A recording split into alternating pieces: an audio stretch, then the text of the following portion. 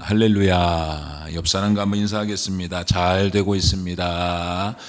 잘 되고 있습니다. 할렐루야. 모든 것이 하나님의 은혜인 줄 믿으시기를 바랍니다. 잘 되고 있습니다. 오늘 특별히 영혼 추수주일로 또 교회를 처음 오신 분들도 계실 텐데 또 말씀을 통해서 은혜를 받기를 원합니다.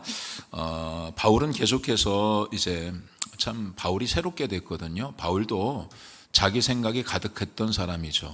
자기 주관에 사로잡혀 살아갔던 사람이에요.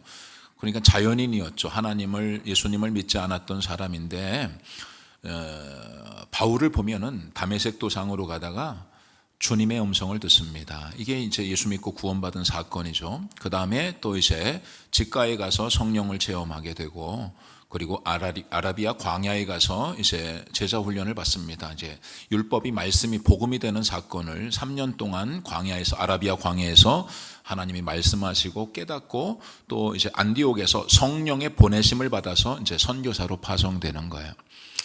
변화되고 보니까 예수님을 만나 보니까 예수님이 또 사명을 받았어요. 예수님, 하나님께서 말씀하시기를 너를 이방인의 사도로 내가 불렀다. 네가 깨달은 복음을 또 다른 사람에게 복음을 전하게 하시는 그 사명을 주셔서 이 사도 바울은 이제 하나님의 부르심을 따라서 이제 아시아로 가고자 했으나 하나님이 유럽으로 가라는 거예요. 마게도냐로 가라는 거예요. 그래서 마게도냐로 가서 빌립보 성, 첫 성의 빌립보에서 복음을 전하고, 또 데살로니가에서도 복음 전하고, 그 다음에 이제 베레아에서 복음을 전하는데 쉽지가 않습니다. 이제 내가 만난 예수님을 전하는데 그게 핍박이 따라오는 거예요. 계속해서 듣기 싫은 사람도 있거든요. 복음에 대해서 듣기 싫은 여러분, 그러니까 우리도 여러분 다 반응하는 게 아닙니다. 우리가 하나님 살아계시다, 예수님이 우리를 위해서 십자가에 못 박혀 돌아가셨다, 그리고 다시 이 복음을 전하는데 모든 사람이 다 믿는 게 아니에요. 한쪽에서는 믿는 사람들이 있지만 한쪽에서는 그것을 조롱하고 비웃는 사람들, 박해하는 사람들도 있습니다. 그럼에도 불구하고 사도 바울은 맡겨진 사명이니까 계속 복음 전하는 거예요. 이제 아덴을 갑니다. 아덴으로 가는 거예요. 베레아에서 피해서. 왜냐하면 또 이전 데살로니가에서 유대인들이 사도 바울을 이렇게 잡으려고, 사도 바울을 막 핍박을 가하려고 오는 사람들이 있어서 이제 아덴으로 피한 거예요. 아덴은 여러분 철학의 도시죠. 아덴이라고 하니까는 아덴이 어디지? 그런데 그리스의 아테네입니다. 아테네. 여러분 아시겠지만 그리스의 문화와 예술과 철학의 요람이잖아요. 그리스라고 하는 나라가, 특별히 아테네는 바로 문화와 철학의 요람입니다. 여러분 인류 역사상 가장 최고의 우리가 철학자로 꼽으라고 그러면 누굽니까? 소크라테스, 또 플라톤, 아리스토텔레스, 이런 사람이 다 그 사람의 고향이 아테네고 활동 무대가 이 아테네였단 말이에요. 아테네. 이런 철학의 도시에 간 거예요. 아테네에 가서.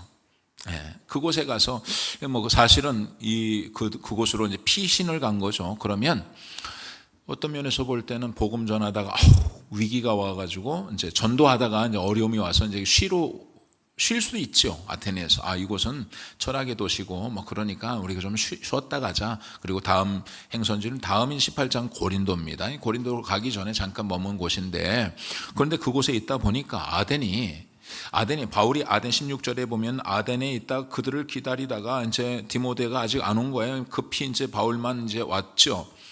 실라와 디모데는 여전히 이제 베레아에 있는데, 그런데 보니까 그들을 기다리다가 그 성에 우상이 가득한 것을 보고 마음에 격분했다는 거예요. 그 성이, 그 아테네라고 하는 그 성에 우상이 가득한 거예요. 우상이. 그래서 격분했다는 것은 좀 화가 났다는 이야기이기도 하지만은 안타까웠다는 거예요. 안타까운 거죠. 여러분은 안타까움이 있나요? 여러분들은 하나님을 섬기지 않는 내 가족, 내 자녀들, 또 내 동네, 내 마을, 이 조국, 민족, 또 나아가서는 열방들을 향해서 하나님을 믿지 않고 우상을 숭배하는 그 민족들을 바라보면서, 여러분 아테네 인구가 당시에는 2만 명이었는데요, 신상이 3만 개를 섬기고 있었다는 거예요. 그러니까 아덴은 300개의 공식화된 우상과 3만여 개의 신상이 있었다는 거예요. 즉 도시 전체가 다 우상 숭배에 젖어 있었다는 거예요. 그러니까 도시 전체, 아테네 전체가 3만 개의 신상을 섬기며 우상 숭배에 젖어 있는 그 도시를 보면서 그냥 안타까운 거예요. 이 도시가 하나님을 몰라서 멸망하고 있구나. 예. 이 도시가, 여러분 참 지난주에 우리 이제 태국의 선교사님 김동원 선교사님이 왔다 갔는데, 그것도 뭐 굉장한 우상 숭배가 뭐 가득한 도시죠. 예. 그 도시는 사람이 교통사고 난다든가 죽으면요, 이렇게 뭐 합의 뭐 이런 게 별로, 뭐 이렇게 경찰에 신고를 안 한다고 하더라고요. 그럼 어떻게 하냐? 그냥 이렇게 사고 난 사람하고 이제 얼마 정도 이렇게 돈을 받고서 끝이 난다는 거예요. 끝이 난다.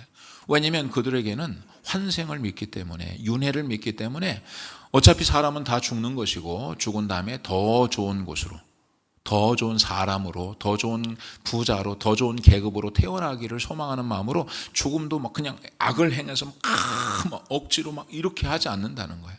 그런 분들이 상당히 많다는 거예요.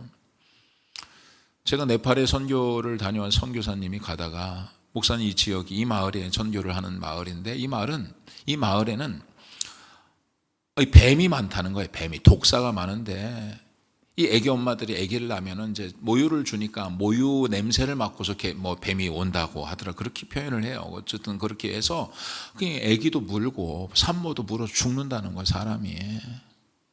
네. 뱀이 들어와서, 집으로 들어와서. 그런데 더 안타까운 건 뭐냐면 이 뱀을 잡을 수가 없다는 거예요. 왜냐하면 뱀을 섬기는 그런 마을이기 때문에. 뱀이 신이라는 거예요. 뱀이 신이기 때문에 뱀을 죽이지 못하는 거예요. 네. 그리고 이제 한참 이제 선교지를 가는데 막 꽉 막혔어요. 그 도로가, 고속도로가 꽉 막혀서. 왜 이렇게 막혀요? 아마 어디쯤에서 소가 있을 겁니다.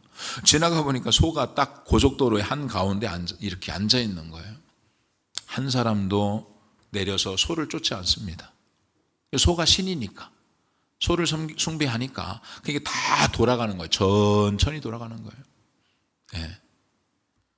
여러분, 이 참 얼마나 안타까워요. 그래서 그곳에 가서, 그 지역에 가서, 하나님 알지 못하는 그 땅에 가서 그 안타까움 가지고, 예, 하나님을 몰라서 죽어가는 그 영혼들을 보면서 가서 전도하는 거예요. 전도, 그 김동환 목사님도 사업을 했던 사람이에요. 예, 건설회사 대표로 사역을 하다가 뒤늦게 이제 부름을 받아서 이제 목사 안수를 받고 태국에, 생각지도 않은 이 태국에 가서 언어도 통하지 않고 말도 통하지 않는 그곳에 가서 복음 전하는 거죠. 그 안타까운 마음이 여러분에게도 있기를 바랍니다. 우상 숭배하는 우리나라 종교가 샤머니즘이잖아요. 예. 그 신을 섬기는, 우상을 숭배하는 그런 마음들을 가지고, 왜 그러냐, 왜 안타까우냐, 하나님이 세상을 사랑하시고 예수 그리스도, 독생자 예수 그리스도를 우리 가운데 보내주셔서 그 예수를 믿으면 구원을 받는, 구원의 길을, 내가 길이고 진리고 생명이다, 나로 말미암지 않고는 아버지께로 올 자가 없다, 주님 길을 주셨는데 이 아테네 도시에 있는 모든 사람이 우상 숭배하고 있으니까 엉뚱한 소를 믿고 말이죠, 뱀을 믿고 말이죠, 사물을 믿고 바다를 믿고 하늘을 믿고 별을 믿고, 이런 안타까움이 있었던 거죠. 그래서 그들과 변론을 했었던 거예요. 18절에 보니까 에피큐르스학, 또 스토아 철학자들도 바울과 쟁론할세, 그렇게 말하죠. 에피큐리우스 학파는 당시의 철학의 양대 산맥이 에피큐리우스 학파와 스토아 학파입니다. 에피큐리우스 학파는 이제 이 쾌락주의자들 다 이제 이원론을 믿으면서 쾌락주의, 감성주의자들이고, 또 스토아 학파는 또 금욕주의자이기도 하면서 이성주의자였던 거죠. 그러니까 그런 사람들은 끊임없이 이성을 추구하면서 계속해서 새로운 지식을 갖기 위해서 애를 쓰고 계속 끊임없이 토론해서 이기고 만족하고 막 계속해서 쟁론을 하는 거죠. 그런 만족함이 없습니다. 그러니까 끊임없이 또 다른 사람들을 통해서, 오늘 바울이 이제 이곳에 와서 예수 그리스도와 부활을 전하니까 이 새로운 이야기거든요. 그 새로운 이야기를 듣고 싶어서 이 사람이 이 말자인가 무슨 말을 하는가, 이방신을 전하는 사람이 왜 예수 그리스도와 부활에 대해서 전했단 말이에요. 복음은 뭡니까? 복음은 고린도전서 15장에 내가 전한 이 복음을 너희가 믿으면 구원을 받는데, 내가 너에게 전한 것이 예수 그리스도께서 성경대로 죽으시고 성경대로 다시 살아나셨다. 이것을 헛되이 믿지 않고 굳게 지키면 구원받는다는 거예요. 그러니까 복음이 뭐냐면 예수님이 우리 죄를 위해서 십자가에 죽으시고 다시 살아나셨다. 이건 믿으면 구원받는다는 거예요. 네. 여러분도 마찬가지입니다. 예수님이 우리를 위해 죽으시고 다시 살아나셨다. 그러니까 이걸 잘 모르죠. 이게 잘 모르니까, 이 말씀을 잘 모르니까 이제 이 사람들이 이제 데리고서 이제 아레오 광장으로 이제 아레오바고 가운데 서서 바울이 이제 바울을 불러서 이 사람의 이야기를 들어보자 하고서 그 당시에 이제 아테네의 가장 큰 광장인 아레오바고라고 하는 큰, 오늘날 모르면 광화문 같은 광장이죠. 그곳에 불러다가 수많은 사람들이 이제 바울의 말을 듣는 거예요. 왜냐하면 다른 신을 우리가 알지 못하는 신이 있나 보다. 왜냐하면 우리가 다른 것들은 다 이제는 자기들이 공부도 하고 이해도 해보고 뭐 그냥 자기들이 인식을 하고 그래서 뭐 이렇게 추론을 했지만, 근데 전혀 알지 못하는 누군가의 이야기를 하는 거기에 관심이 있었던 거예요. 그래서 우리가 들어보자 하고서 그 광장에서 그의 말을 듣기를 원했다는 거예요. 여러분도 한번 이런 지식인들, 스토 학파, 에피큐루스 학파, 이 사람들도 저 사람이 무슨 말을 하는지 좀 굉장히 그 듣는 자세는 굉장히 좋았어요. 이 사람들이 쟁론도 하고, 그래 한번 들어보자. 이야기를 막 말을 끊고 막 무식하게 하지 않았다는 거예요. 그래서 다 들어본 다음에 그것이 사실인지 아닌지 스스로 결정하는 것이, 듣기는 잘 들었다는 거예요. 여러분도 한번 들어보세요. 무슨 이야기, 바울이 무슨 이야기를 하는지, 하나님 어떤 말씀을 하려고 하는지. 이제 그 광장에서 바울이 이런 이야기, 너희들 내가 보니까 종교심이 많다. 종교심이 많다. 종교심이 있을 수밖에 없지요. 왜? 인간은 영적 존재인 거예요. 하나님이 생명을 부어 넣으셨다면 영적 존재로 하나님의 형상, 하나님의 이미지로 창조되어졌어요. 그러니까 여러분, 짐승하고 다른 거예요. 왜냐하면 우린 영적 존재로 창조하셨기 때문에 우리 영혼이 있는 것이고, 영혼은 창조주 하나님을 향해서 끊임없이 찾고자 하는 본능적인 종교성이 있는 거예요. 그래서 생각해 보세요. 모든 개들이 종교성이 있습니까? 뭐 말이 종교성이 있습니까? 뭐 고양이가 종교성이 있어서 신을 찾습니까? 아니잖아요. 사람만이. 누구나 신을 추구하는 거예요. 그런데 절대적으로 종교는 하나님을 찾을 수가 없어요. 왜 그러냐면 타락한 죄로 인해서 하나님과 인간이 사이에 이게 큰 죄라고 하는 이 장벽이 가려졌기 때문에 죄인인 인간이 스스로 하나님을 알 수가 없어요. 인간은 스스로 신을 찾기 위해서 끊임없이 애를 쓰고 철학이라든가 종교라든가 지식이라든가 이성이라든가 이런 걸 찾아서 끊임없이 찾아가지만 하나님은 찾을 수가 없는 거예요. 죄인이 하나님을 찾을 수가 없어요. 그래서 기독교는 계시종교예요. 계시종교.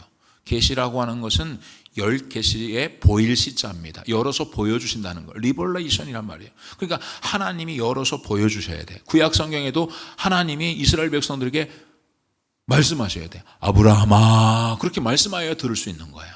보여주셔야 돼. 율법을 통해서 하나님이 자신을 보여주시는 거예요. 신약 시대에 와서는 하나님이 특별하게 자신을 계시하시는데 그게 인간의 몸을 입고 성육신화, 인카네이션 하신 거예요. 인간의 몸을 입고 이 땅에 오셨어요. 예수님이 이 땅에 오셨잖아요. 그리고 성경을 하나님의 감동으로, 성경은 하나님의 감동으로 기록된 것으로 교훈과 책망과 바르게 함과 의로 교육하기에 유익하고 구원에 이르는 지혜가 있게 하셨다 그랬어요. 그 성경이 하나님의 계시인 거예요. 완전한 계시. 성경을 통해서 끝이 났어요. 그러니까 누가 꿈꿨다고 그건 계시가 아니에요. 꿈꿨다고 하면은 환상을 봤다고는 계시가 아니에요. 신학적으로 그건 조명입니다. 조명. 계시를 밝히 비치는 거예요. 현상을 비추는 거예요. 그러니까 계시가, 조명이 계시하고 잘못되면 그 개꿈입니다. 개꿈. 반드시 꿈은 성경을 근거로 하고 비춰져야 되는 거예요. 그래서 어느 날 갑자기 뭐 예수님이 뭐 10월 28일 날 온다, 그거는 잘못된 해석인 거예요. 그렇게 보여졌다 할지라도 성경을 벗어날 수 없기 때문에 주님이 그 어떤 날짜를 보였다 할지라도 주님이 우리에게 늘 깨워서 준비하라고, 어느 날 올지 알 수 없으니 늘 깨어 준비하라고 하시는구나. 이 날짜를 말하고 그러면 안 되는 거죠. 늘 오늘도 10월 달에 오는 게 아니라 바른 신앙은 오늘 밤이라도 주님이 오시면 내가 주님 앞에 서야 되는 마음을 가지고 살아가는 거예요. 예. 성경을 통해서 계시하시는 거죠. 예. 여러분, 그러니까 여러분 이 말씀을 잘 들어요. 이 사람들이 이제는 말씀을 잘 이제 종교성이 많다 그러면서 내가 너희들에게 보니까 지나가다 많은 이제 그 아테네 이제 도시를 보다 보니까 3만 개의 신상을 섬기고, 예. 참 여러분 아브라함의 아버지가 데라인데 데라의 이야기가 있어요. 데라가 우상장사였다고 그래요. 이제 달무드에 보면은 우상장사였다 그래요. 그래서 아브라함이 어느 날 아브라함이 보니까 아버지가 우상장사하는 게 못마땅한 거예요.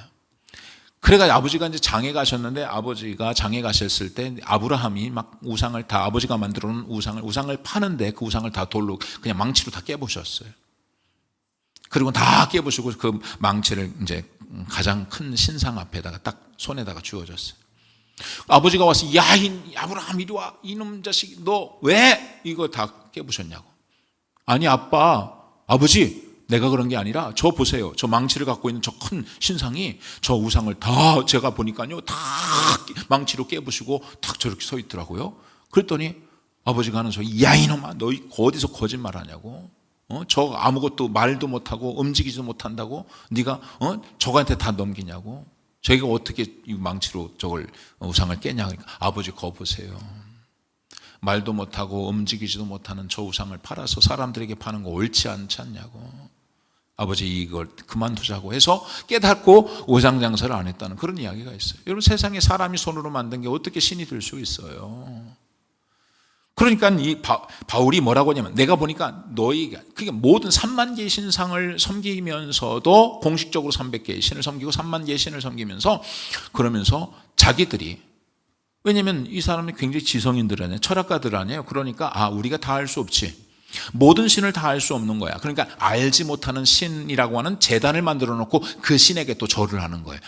우리가 알 수 없는 신이 있겠지. 우리가 알 수 없는 신. 우리가 다 알 수 없는 거니까. 그러니까 여러분들은 왜냐하면 신은 사실은 유일신이거든요. 유일신. 네. 다른 신은 다 가짜 신인 거예요. 이 유일신을 알면 오늘 우리 하나님을 아는 여러분은 복 있는 사람들이에요. 다른 신이 없는 거예요, 사실. 그 신을 알면 그런 쓸데없는 짓을 하지 않아요. 3만 개의 신상을 만들 필요가 없어요. 한 분 하나님, 그분만 섬기면 되니까. 그래서 너희가 보니까 알지 못하는 신을 이제 섬기고 있는데 내가 오늘 이 자리에서 너희가 알지 못하는 신이라고 하는 제단에다가 그 신을 섬기고 신을 만들어 놓고 그것을 섬기고 있는데 내가 오늘 그 알지 못하는 신에 대해서 이야기하겠다는 거예요. 예. 그러면서 그 신이 누구냐? 너희가 알지 못하는 신. 그래 너희가 진짜 알지 못하지. 그 계시 종교니까 내가 알 수가 없는 거지. 말씀하지 않으면 알 수가 없지. 그 신이 누구냐면 24절에 뭐라고 하니 우주와 그 가운데 있는 만물을 지으신 하나님께서는 천지의 주제신이 손으로 지은 전에 계시지 아니하시고 하나님은 창조자이시다. 할렐루야. 하나님이 천지를 창조하셨다는 거예요. 여러분 우리가 믿는 여러분 믿음의 가장 중요한 건 창세기 1장이에요. 1장 1절에 태초에 하나님이 천지를 창조하셨다 그랬어요. 이 세상은 우연히 만들어진 것도 아니에요. 이 세상은 진화된 것도 아니에요. 여러분 진화를 어떻게 설명할 거예요? 진화라고 하는 것을 여러분 설명할 때 과학이라고 하는 것은요 어떠한 이론을 추론해서 이론을 만들고 그것을 실험을 통해서 입증해도 과학적으로 설명을 할 수 있어야 되잖아요. 그러니까 뭔가 사과나무에서 사과가 떨어진다. 만류인력의 법칙. 그걸 만들기 위해서는 옥상에 올라가서 뭔가를 떨어켜 봐야 되잖아요. 떨어지는 것을 그래서 실험을 통해서 입증을 해줘야 돼요. 과학적으로 이것은 이렇게 된다라고 하는 공식과 또 실습을 통해서 실험을 통해서 입증이 돼야 되는 거잖아요. 그럼 원숭이가 사람이 됐다고 한다면 지금도 뭔가를 입증시킬 수 있어야 되잖아요. 입증이 하나도 된 게 없어요. 예. 그리고 지금 만약에 원숭이가 사람 됐다고 한다면 지금도 뭔가 원숭이와 원숭이 사람 간에 끊임없이 계속해서 또 원숭이는 뭐에서 또 진화됐어요. 끊임없이 그 중간에 계속 진화되고 있는 과정들을 우리가 설명을 해야 되는 건데 설명할 수 없잖아요. 예. 진화론도 여러분 알겠지만은 16세기 뭐 이럴 때 이성주의가 발달되고서 그 중세에 타락한 중세 시대 이후에 우리가 뭔가, 왜냐하면 그 이전에는, 중세 시대 이전에는 다 신으로부터 인간이 왔다, 그런 생각을 가지고 있었단 말이에요. 그런 믿음을 가지고 있었어요. 그래서 우리가 너무 기독교 중세 철학에 중세 기독교 너무 타락했기 때문에, 그래서 사람을 완전히 그냥 무지한 백성으로 보고 막 그렇게 했기 때문에, 우리가 그럼 이성주의로 우리가 인간은 무엇이냐, 인간은 도대체 무엇으로부터 왔는가 끊임없이 노력을 하는 거예요. 노력한다고 되나요? 여러분, 이 세상의 존재 자체는, 여러분이 태어나 보니까, 요즘 태어나 보니까 뭐가 세상에 다 존재하고 있네? 그죠? 하늘과 해와 달과 별들이 다 있어. 네가 그 존재를 뭐 책 보고서 해는 이렇게 만들어졌구나, 아마 이렇게 만들어졌을 거야. 달은 아마 이렇게 만들어졌을걸? 예. 별은 이렇게 만들어졌을, 알 수 있어요? 아니, 여러분들이 이미 존재하고 있는 세상에 태어났는데 꽃을 어떻게 설명할 거예요? 꽃은 누가 만들었을까? 꽃은 아마 우주가 뭐가 폭발이 있지 않았을까? 그래서 뭐가 생명이고 저절로 만들어지지 않았, 이게 과학적인 거예요? 아니, 우리 인간이, 여러분, 그게 뭐 굉장한 다윈이든지 무슨 철학가든지 그 사람이 여러분하고 50보 100보 아니겠어요? 뭘 그리 대단하겠어요? 여러분, 이 세상에 응애하고 태어난 인간이 습득되어진 지식을 가지고 그 지식을 자랑하는 건데, 그 지식은 어디서 온 거냐고요, 도대체. 무지한 거 아니에요? 무지한 거. 아무것도 알지 못했던 사람이 습득된 지식을 통해서 아마 이랬을 거라고는. 근데 그것은 지금도 과학적으로 증명이 되지 않는 거 아니에요. 범신론자들이 피해갈 수 없는 게 뭐냐면 벌침 있잖아요. 벌침 아세요? 벌의 끝침이 얼마나 정교한지 그 벌침이 얼마나 이 바늘 모양으로 이 낚싯바늘처럼 돼가지고 그게 이제 한번 박히면 나오지 않는, 그것을 보면서 우연히 벌이 만들, 벌침이 우연히 그렇게, 이거는 설명하기가 어렵다는 거야. 이거는 누군가가 설계하지 않고 누군가가 정교하게 만들지 않으면, 이거는 우연히 진화를 통해서 이렇게 정교하게 만들어졌다는 걸 설명하기 어렵다는 거예요. 사람도 사람이 만들고, 심장을 갈비뼈가 다 그 세포와 살과 그 혈액을 살로 다 보호, 이런 것들은 사실은 우연히 그냥 이렇게 어떻게 우연히 만들었는데 스마트폰이 만들어지진 않잖아요. 예? 우연히 플라스틱 가지고 뭐가 이렇게 전선 가지고 이렇게 주물럭주물럭 했는데, 근데 스마트폰이 그냥 얼굴 모양은 대충 만들어질지는 몰라도, 예? 귓구멍하고 솜털까지는 그렇게 만들어지진 않잖아요. 대충 이렇게 만들었는데 스마트폰, 아이폰이 만들어지고 갤럭시가 만들어져서 AI까지 다 그렇지는 않잖아요. 이 세상이 우연히 저절로 만들어진 게 아니라고, 절대로. 그래서 저는 이 창조에 대해서 고민을 하면서, 그렇다고 한다면, 하나님, 그렇다고 한다면 누군가가 이 세상을 만들었다면, 저는 여러분 가끔 요즘에는 그런 방송을 안 하는데, 입양한 친구들 있잖아요. 미국으로 가서 입양된 친구들이 보면은 다 아침마당 이런 데 나와서 보면은 변호사예요. 의사야. 공부를 열심히 잘해가지고서. 의사. 생명과학을 공부하고 있는 친구들이야. 그래가지고 한국에 와서 저는 서울역에서 노량진에서 해서 이렇게 했을 때 사진은 노란 저고리를 입고 어디서 해서 이리 저는 어렸을 때 삼령이라고 불려졌고요. 혹시 이분을 아시면은, 그래서 전화가 오는 거예요. 그래가지고, 근데 이게 의사고 생명공학을 전공하고 변호사여도 자기 존재를 모르는 거예요. 어느 날 엄마인 줄 알고 엄마 불렀는데 피부색이 달라, 색깔이 달라요. 엄마인 줄 알았는데 내 엄마는 누구예요? 그래, 모르겠다. 너 한국에서 왔는데 네가 버려져서 이렇게 해서 왔다. 우리 엄마는 누굴까? 그래서 한국에 엄마 찾으러 오는 거예요. 그래서 그 엄마가, 맞아, 내 아들 귀에 점 있고, 그러면 아무도 엄마 하고서 울어. 얼마나 무지해요? 얼마나 무지.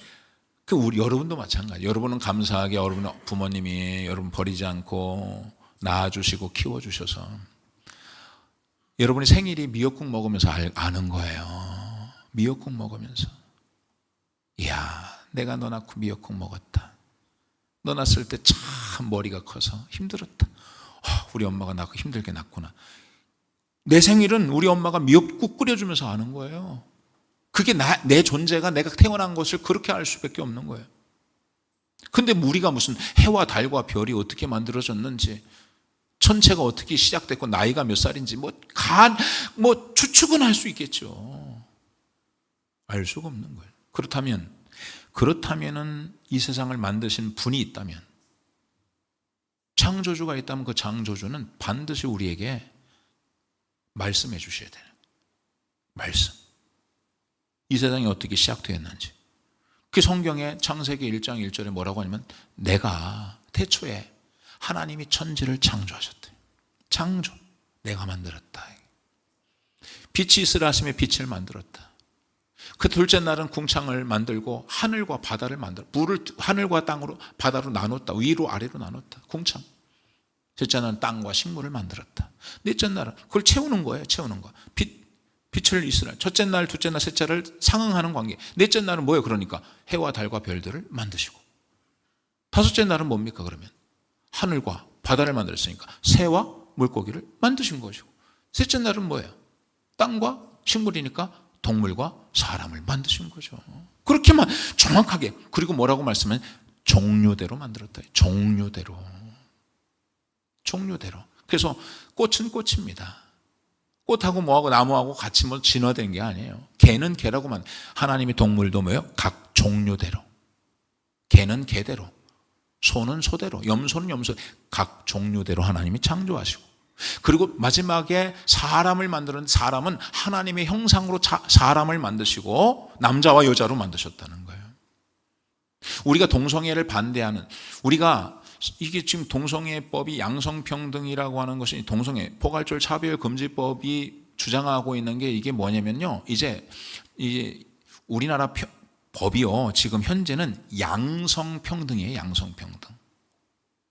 그러니까 뭐냐면, 양성평등은 뭐라고 규정을 하고 있냐면, 남자와 여자가 생물학적으로 태어날 때 남성과 여성이 있다. 양성이 있다는 거예요.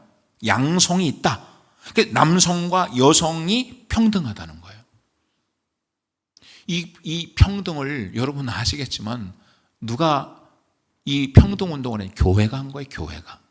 여러분 아시지만 조선시대 남자하고 부부라 해도 밥도 같이 못 먹습니다. 상이 달라요. 말도 잘 못해요. 교회가 와서, 복음이 와서 예수 그리스도를 통해서 남자와 여자가 평등하다고 이야기하는 거예요. 예? 동등한 하나님의 형상을 닮은 피조물임을 이야기하는 거죠. 그런데 이것을 이 양성평등을 이제 이 동성애법이 통과가 되면 뭐로 바뀌냐면 성평등으로 바뀌게 되는 거예요. 성평등으로. 이 성평등이라고 하는 것은 양성이 없다는 거예요. 남성과 여성이 없고 그냥 성평등이란 말이에요. 성평등, 젠더 이데올로기. 그러니까 성이라고 하는 것은 내가 생물학적으로 양성이 아니니까, 여자가, 우리 하은이가 나중에 이제 20살 됐는데, 아빠 사실 난 남자야. 그래, 그럼 남자로 해주겠다는 거야. 이게 법이. 아무런 제약을 받지 않고. 네? 그 서준이가 남자인데 20살 군대 갈 때 사실 저 여자거든요. 그럼 군대 안 가는 거예요. 그래서 우리는 이걸 반대. 왜? 하나님이 남자와 여자를 창조하셨다 그랬거든요.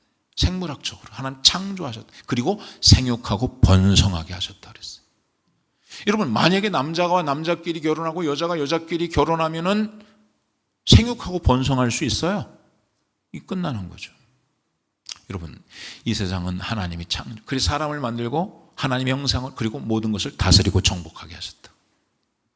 예. 이 모든 세상을 여러분 하나님이 창조하신 걸 지금 설교하고 있는 거예요. 바울이. 그 하나님을, 알지 못하는 신이 누구냐? 창조주 하나님이다 이거예요. 그 하나님이 세상을 창조하셨다. 이 하나님의 창조를 믿으시길 바랍니다. 누가 뭐라고 해도 여러분이 안 믿어도 이 세상은 하나님이 창조하신 거예요. 사람도 하나님 창조하신 거예요. 예? 하나님 창조하지 않았다면, 여러분, 지금 이 기독교 역사가 말이죠, 창조 이후로 지금까지 우리 하나님을, 왜냐하면 하나님이 살아계시지 않으면, 이게 지금 오늘 기독교가 지금까지 이렇게 핍박도 받고 여러 가지 어려움이 있지만 지금까지 계속 하나님이 창조하셨다, 예수님이 죽으셨다, 이거 증거할 수 있었겠어요? 아니, 누가 생명을 걸고 이런 엉뚱한 말도 안 되는, 하나님 창조하지도 않았는데, 예수님이 죽지도 않고 부활하지도 않았는데 자기 생명을 내어 주기까면서 그 복음을 전할 이 어떤 바보가 있냐고요. 아까도 얘기했지만 그 김동환 선교사님 그 태국에서 어려움을 당하고 힘들고 어려움을 당하면서 그곳에서 복음을 전한 이유가 뭐냐고요. 예? 여러분, 하나님이 창조하신 줄 믿으시길 바랍니다. 그러니까 오늘 우리도 뭐요? 우리도 하나님의 작품이요. 하나님이 날 만드셨구나.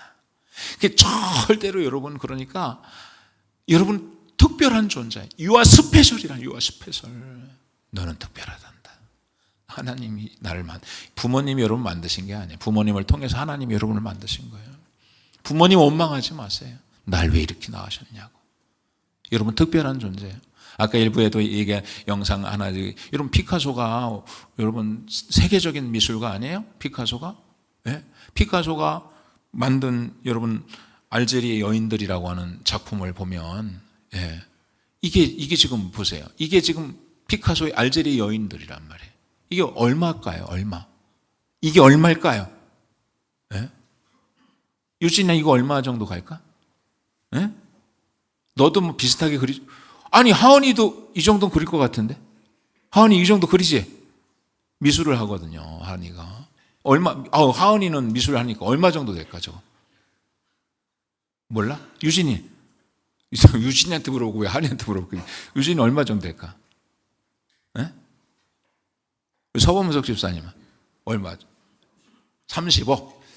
이야, 그 30억이면 여러분 저 30억보다 여러분 가치가 있지 않겠어요? 피카소의 작품이기 때문에 30억인 건데 여러분 저게 2330억이에요. 2330억. 2015년 크리스티 경매에서 2330억에 팔렸어요. 그 다음 작품은요, 꿈이라는 작품이 꿈꾸는 거죠, 지금. 몰라요. 꿈꾸는지는 모르겠는데, 이게 1932년에 자기 연인을 모델로 그렸어요. 마리 테레즈 발테르, 이게 이름도 막 길어요. 네, 마리 테레즈 발테르. 이건 얼마일까요? 2015억. 2015억. 5억도 아니고, 15억도 아니고, 200억도 아니고, 2000. 두 작품이 얼마예요, 그러면은? 2345억인가요? 2500억 정도 돼요. 아니, 4500. 그 여러분은 얼마일까요? 여러분은 얼마일까요? 하나님이 창조한, 우리도 하나님이 창조하셨는데 사람도 하나님 창조하신 거예요. 여러분, 피카소가 더 유명해요? 아니면 하나님이 유명해요? 피카소가 뭐 별을 만들었어요? 그냥 그린 거 아니에요. 별을 만드시고 하늘을 만드시고 해와 달과 별들을 모든 식물을 만드시고 바다를 만드시고 하늘을 만드시고 말이죠. 땅을 만드시고 모든 식물, 동물들을 만드시고 사람을 만드신 그 하나님. 마지막 날에 사람을 만드셨어요. 모든 게 마찬가지예요. 아까 얘기했잖아. 빛을 만들고 해와 달과 별들을 만드시고 하늘을 만들어 놓으셔야지 새를 만드는 거예요. 바다를 만들고 물고기를 만드셨죠. 그리고 땅과 식물을 만드시고 사람을, 모든 걸 다 창조하시고. 그러니까 만약에 사람을 첫날 만드셨으면 사람이 딱 만들고 눈을 떴을 때 와, 깜깜하네. 아무것도 없어. 근데 다 모든 걸 다 만들고 마지막에 하나님 사람을 눈을 딱 떴더니 세상에 우와, 아름답다. 그리고 이 모든 아름다운 세상을 하나님이 사람에게 주신 거예요. 이 모든 것을 다스리고 정복해라 그랬어요. 너는 내 형상으로 만들었다. 그러니까 하나님 형상이라는 건 뭐냐면 커뮤니케이션 하겠다는 거예요. 너는 나하고 말할 거야. 언어도 주시고 너 나하고 말하자. 모든 거 다 너에게 다 줄게. 다 다스리고 정복해. 넌 나의 작품이야. 나의 작품이 아니라 내 아들이야. 그 여러분들은 이게 그림이 천억이 아니에요. 천억이 아니야. 왜? 이미 벌써 여러분 이 알제리 여인의 작품이 2330억인데 여러분 이 천억이라고 그러면 여러분 그 그림만도 못한 거 아니에요? 그러니까 여러분 1조도 넘는데 왜 100원짜리 인생을 사냐고요. 하나님의 작품인데 우리가. 여러분, 하나님이 천지를 창조하실 뿐 아니라, 이 말씀이 사실은 굉장히, 사도 바울이 보세요. 25절에도 또 무엇이 부족한 것처럼 사람의 손으로 섬김을 받는 것이 아니니 이는 만민에게 생명과 호흡과 만물을 친히 주시는 이시다 그랬어요. 하나님은 창조하실 뿐 아니라 공급자시다는 거예요. 공급자. 여러분, 자녀를 낳아놓고만 그냥 끝이 아니에요. 부모님이 우리 윤주만 집사님 하은이 여기저까지 낳아놓고 끝난 게 아니에요. 공급해 주잖아요. 계속 공급해 줄 거예요. 하은아, 걱정하지 마. 너 대학교, 좋은 대학교 가. 아빠가 다 대줄 거야. 나쁘고. 기숙사도 필요하면 다 대줄 거야. 두려워하지 마. 아빠가 다 책임질 거야. 책임질 거야, 안 질 거야? 안 져? 안 질 거야? 책임지죠. 걱정하지 말라. 왜? 아빠가 낳아놓고 끝난 게 아니야. 하나님도 마찬가지로 우리 창조하고 끝난 게 아니야. 모든 것을 다 공급해 주신다는 공급. 우리가 살 수 있도록 하나님이 다 해와 달과 별들을 다 공기와 물을 주시고 말이죠. 공중에 나는 새를 보세요. 하나님 다 먹이시잖아요. 트래핀 백합화를 보세요. 하나님이 다 입히잖아요. 그것보다 아름다운 게 어디 있어요? 다 하나님이 책임져 주세요. 하나님이 독생자, 하나님 세상을 이처럼 사랑하사 독생자를 주셨으니 이는 저를 믿는 자마다 멸망치 않고 영생을 얻게 하려 하십니다. 우리에게 모든 걸 다 주시는 분이에요. 또 하나님은 모든 민족을 다스리신다 그랬어요. 모든 민족을 하나님 통치하시고 다스리시고 주관하신다는 거예요. 인류의 모든 족속을 한 혈통으로 만들어서 온 땅에 살게 하시고 그들의 연대를 정하시며 거주의 경계를 한정하셨으니 이는 사람으로 혹 하나님을 더듬어 찾아 발견하게 하려 하심이로되 그는 우리 각 사람에게서 멀리 계시지 않다. 하나님 역사의 주관자이시라는 거예요. 하나님 멀리 계신 것 같지만 멀리 계시지 않아요. 하나님 무관심한 것 같지만 무관심하지 않아요. 하나님은 멀리 계시지 않다 그랬어요. 하나님은 항상 가까이 계셔서 늘 지켜주신다는 거예요. 늘 눈동자처럼 하나님이 우리를 보고 있는 거예요. 성경에 보세요. 하나님 우리 앞서가시는 하나님, 함께 하시는 하나님, 지켜주시는 하나님, 동행하시는 하나님. 이사야 40장 10절 말씀에도 보세요. 두려워하지 마라. 내가 너와 함께 함이라. 민재 보세요. 민재 이제 제대가 얼마 안 남았어. 그치? 제대 얼마 안 남았죠? 거의 다 제대할 때 됐어요.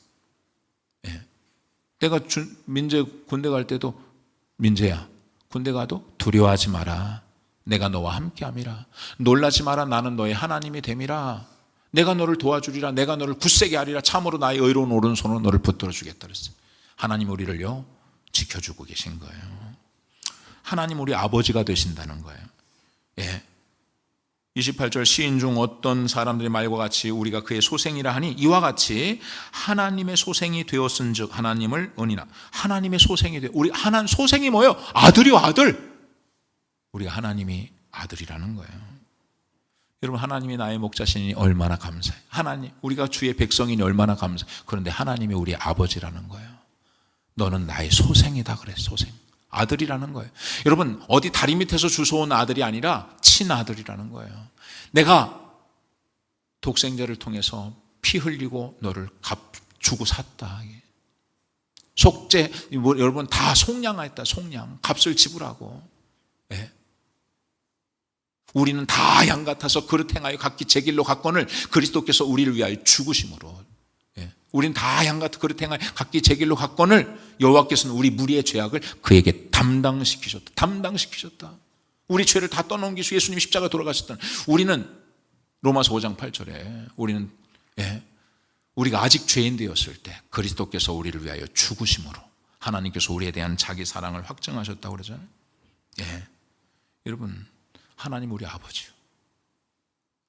하나님 우리 아버지임을 믿으시기를 바랍니다. 하나님이 우리의 아버지다. 그리고 여러분 30절 31절에 하나님은 심판하시는 하나님이시다는 거예요. 알지 못하던 시대에 하나님이 간과하셨거니와 이제는 어디든지 사람에게 다 명하사 회개하라 하셨으니 이는 정하신 사람으로 하여금 천하를 공의로 심판할 날을 작정하시고 이에 그를 죽은 자 가운데서 다시 살리신 것으로 모든 사람에게 믿을 만한 증거를 주셨습니다. 바울의 설교의 내용에 이제 결론입니다. 회개하라는 거예요. 하나님은 심판하신다는 것이죠. 하나님은 심판하신다.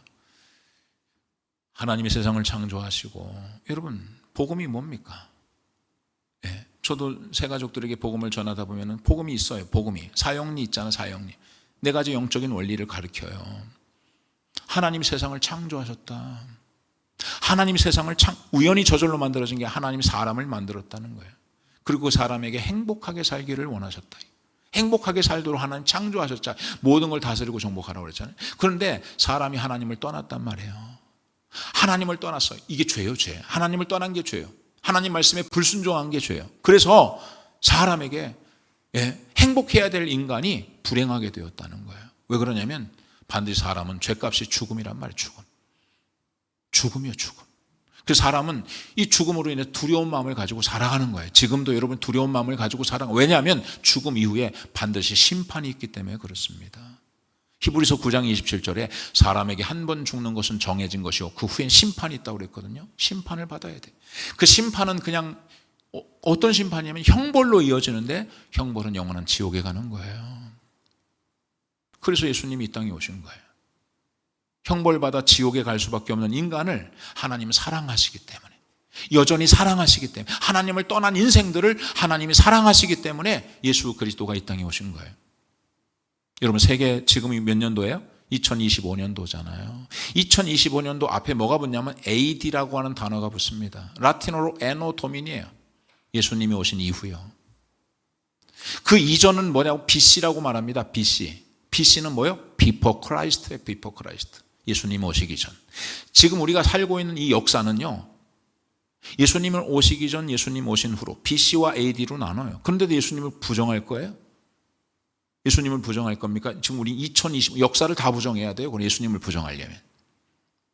지금 우리가 2025년 에노 도미니 예수님이 오신 지 2025년 지났다는 거예요. BC는 Before Christ, 예수님이 오시기 몇 년 전 이런 뜻 아니에요? 예수 그리스도가 이 땅에 오셨어요. 왜? 우리가 죄를 졌기 때문에. 죄의 문제를 해결하기 위해서 예수님이 오셨어요. 그래서 예수님이 우리 죄를 다 담당하시고 십자가에서 죽으신 거예요. 아까 이사야 53장 6절 말씀처럼 예언이야. 예수님이 오시기 700년 전에 이미 벌써 이사야를 통해서 예언했어요. 우리는 다 양 같아서 짐승 같듯 각기 제 길로 다 자기 마음대로 살잖아요. 각기 제 길로 갔거늘 여호와께서는, 하나님께서는 그 무리의 죄악을 그에게, 그가 누구? 예수님 아니에요. 예수님에게 담당시키셨다, 떠넘기셨다는. 그래서 예수님은 십자가에서 돌아가신 거예요. 십자가에서. 왜? 우리가 죄인이기 때문에 우리의 죄를 또 맡으신 거예요.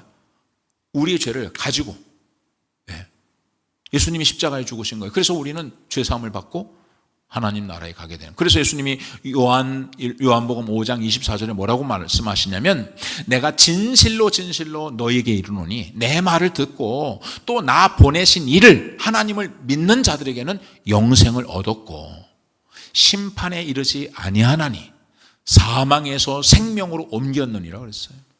이제 여러분 예수님을 믿으면 불행이 아니라 행복을 주시는 거예요. 죽음이 아니라 영생을 허락하시고, 두려움이 아니라 평안을 주시고요, 심판이 아니라 기쁨을 주시고, 형벌이 아니라 축복하시고, 지옥이 아니라 천국에 가게 하시는 거예요. 예수님이 오신 이유가 그거예요. 심판받지 않고 영원한 생명을 얻고 천국에 가는 거예요. 여러분, 저는 이 참 기독교 교회사를 보면서 도대체 예수님이 부활하지 않았는데, 예수님이, 우리가 신앙 고백도 여러분 고린도전서에도 몸이 다시 부활하는 거예요. 여러분 사도신경 고백하잖아요. 몸이 다시 사는 것과 몸이 다시 살 거예요. 우리가 영원히 사는 것을 믿습니다요. 사람이 죽으면, 죽음이라는 건 여러분 고대 철학에서 죽으면 영혼과 육체의 분리입니다. 육체는 썩어지고 영혼은 어딘가로 간다는 거예요. 그래서 사람이 죽으면 돌아가셨다고 그러죠. 돌아가는 거예요. 하나님께로 가는 것입니다. 주님이 다시 오실 때 우리는 몸이 다시 사는 거예요. 그러니까 오늘 사도 바울은 이 복음을, 왜냐하면 하나님을 믿지 않으면 심판을 받기 때문에 자기 목숨을 걸고, 사도행전 20장 24절에 뭐라고 그래? 나의 달려갈 길과 주 예수께 받은 사명, 곧 하나님의 은혜의 복음을 증언하는 일을 마치려 하면 나의 생명조차도 귀한 것으로 여기자니. 내가 가서 그들이 복음을 듣고 영원히 살 수 있는, 영생을 얻을 수 있다면, 그는 루스드라에서 매를 맞아 돌에 맞아 죽습니다. 죽어서 성 밖으로 끌려 나가요. 근데 하나님 살려서 다시 일어나서 도망가는 게 아니라 다시 루스드라로 가요. 가서 복음을 다시 전하는 거예요.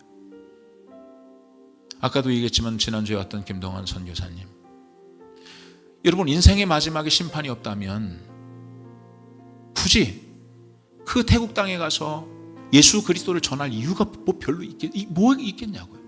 초대 교회사에 사도들이 다 죽어요. 다 죽어. 다 순교를 당합니다.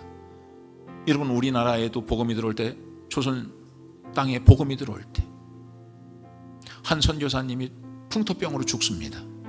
풍토병으로 죽어요. 그래서 그는 남편이 죽어서 자녀들과 함께 다시 미국 땅으로 갑니다. 미국 땅에 가는데 교회가 난리가 났어요. 울고 불고 난리가 났어요. 20대요 20대. 딸아 이제 됐다. 네 남편이 그 땅에 가서 순교의 피를 흘렸으니 이제 너는 여기서 애들 키워야 되니까, 그 조선 땅엔 풍토병이 걸려도, 맹장이 걸려도 맹장이 터져 죽어야 되고요, 풍토병이 걸리면 그냥 죽는, 약이 없어요. 병원이 없었잖아요. 조그만 바이러스 걸려도 죽는 거예요. 근데 그곳에서 남편이 죽었어요. 다 만류합니다. 근데 그 선교사님이 뭐라고 하냐면, 교회와 그 부모님 앞에서 어머님, 또 성도님, 나를 위해 울지 말고 아직도 예수 그리스도를 알지 못하는 조선 땅을 위해 울어주십시오. 나는 다시 갈 것입니다. 난 다시 가서 아직도 예수 그리스도를 알지 못해 죽어가는 조선 땅에 가서 예수 그리스도의 복음을 전하겠습니다 하고 온 거예요.